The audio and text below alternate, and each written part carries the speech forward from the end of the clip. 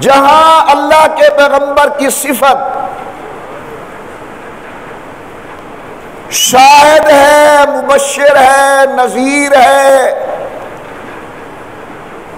داعی الی اللہ ہے، سراج منیر ہے،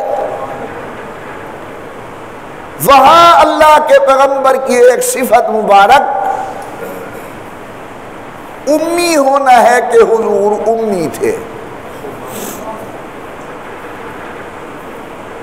یہ میں نہیں کہتا، اللہ کا قرآن کہتا ہے، فرمایا هو الذی بعث فی الامیین رسولا،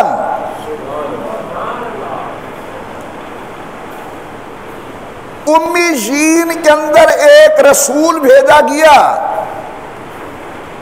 اور وہ رسول بھی منہم انہی میں سے تھے۔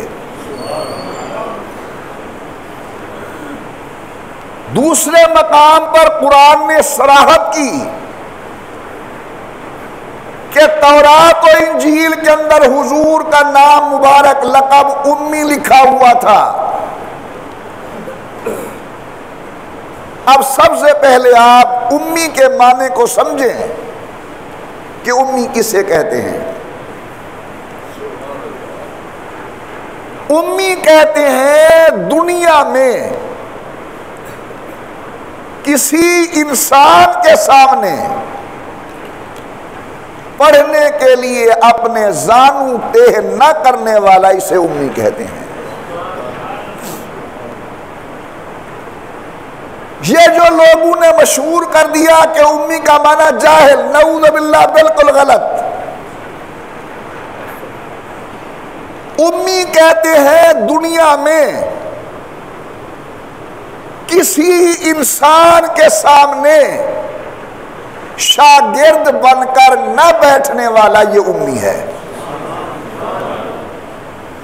تو قرآن کہتا ہے میرا محبوب سید القونین امام الانبیاء سرکار دو عالم امی ہے بےایمانہ کہ یہ دنیا کے اندر کسی کے شاگرد نہیں ہے، بلکہ اللہ کے پیغمبر کا ڈائریکٹ استاد اللہ ہے۔ اب آپ بتائیں، ایک وہ انسان ہے جو انسانوں سے پڑھ کے آئے، اور دوسرا وہ ہے جو خدا سے پڑھ کے آئے۔ علم کس کا زیادہ ہوگا؟ نہیں، اس انداز میں نہیں سننا آپ نے، ذرا زندہ دل ہو کر زبان کو تکلیف دیں۔ ایک ہے وہ انسان جو کسی انسان سے پڑھ کے آتا ہے، دوسری ہے وہ ذات والا صفات جو اللہ سے پڑھ کر آتی ہے۔ علم کس کا زیادہ ہوگا؟ اللہ کے شاگرد کا زیادہ ہوگا۔ تو امام الانبیاء سرکار دو عالم امی ہے عام لوگوں کے اعتبار سے، اور عالم ہے کارخانہ کائنات سے بڑھ کر۔